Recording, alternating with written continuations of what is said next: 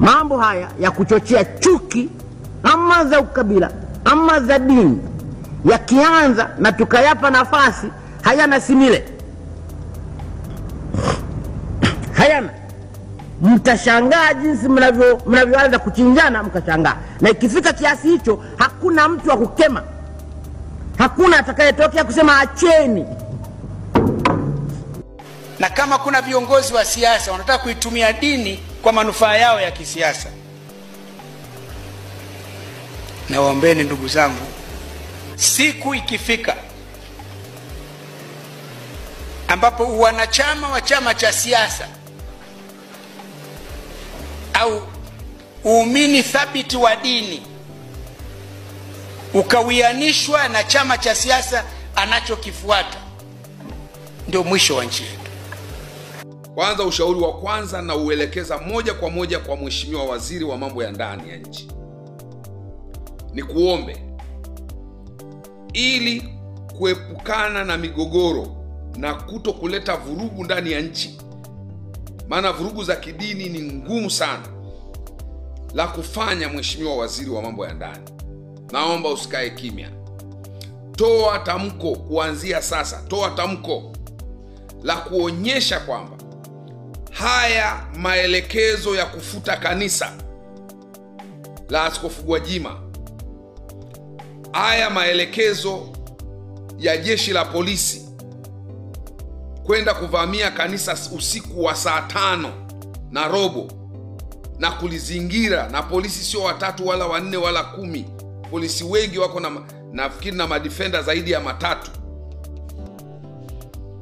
Mambo haya yanayofanyika, je, toa kauli kama waziri wa mambo ya ndani, ni maelekezo yako?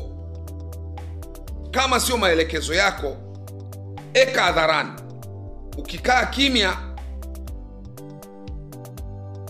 baadaye utakuwa umechelewa sana. Na kuomba Mheshimiwa Waziri, mimi sijawahi kukutana na wewe, lakini sidhani kama kuna kiongozi ndani ya nchi hii ambaye hanifahamu, sielewi. Na kama yupo kiongozi ambaye hanifahamu, basi atakuwa ni mtu ambaye amepata cheo juzi, ni mgeni sana. Na kuomba Mheshimiwa Waziri wa Mambo ya Ndani, toa tamko. Kama ni maelekezo yako, tujue kwamba umeelekeza wizara na ofisi ya msajili kufuta kanisa la Askofu Gwajima, kanisa la Ufufuo na Uzima, ili tujue kwamba hayo ni maelekezo yako. Kama sio maelekezo yako, yakanushe, kanusha. Kama ni maelekezo yako, jeshi la polisi, kwa sababu najua msajili yuko chini yako, na hata kisheria msajili sio anayesajili madhehebu ya kidini, yuko pale kama kivuli tu. Mimi nafahamu ni nani anayeruhusiwa kusajili madhehebu ya kidini ndani ya nchi hii. Ninafahamu kwa sababu nimefanya hii kazi ya injili miaka mingi, zaidi ya 40. Kwa nafahamu ni nani anayesajili. Huyo msajili yuko hapo, wala hana mamlaka ya kusajili.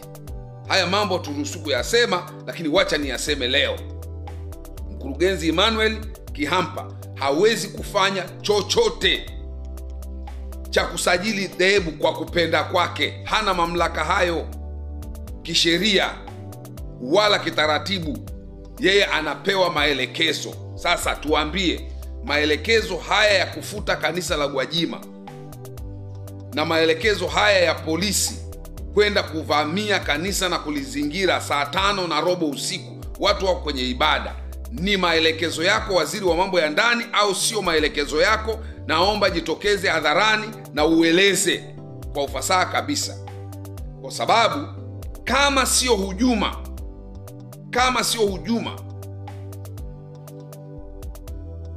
dhidi ya serikali ya awamu ya 6, yani ili watu kwa nini haya mambo yatokee kipindi hiki cha uchaguzi?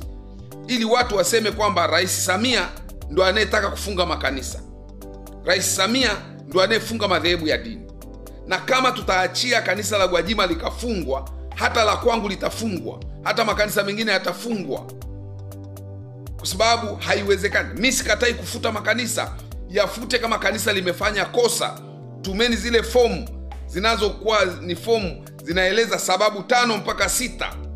Kwa hiyo ninakuomba Mheshimiwa Waziri, na kuomba sana, na nyenyekea kwako na kuomba, jitokeze hadharani, eleza haya yanayoendelea dhidi ya kanisa la Mungu, mpaka kuvamiwa saa 5:30, watu wa kwenye maombi, wa kwenye ibada. Ni maelekezo yako? Ni maelekezo ya wizara yako? Ili tujue hawa watu wamezoea kuitumia wizara, na sio leo.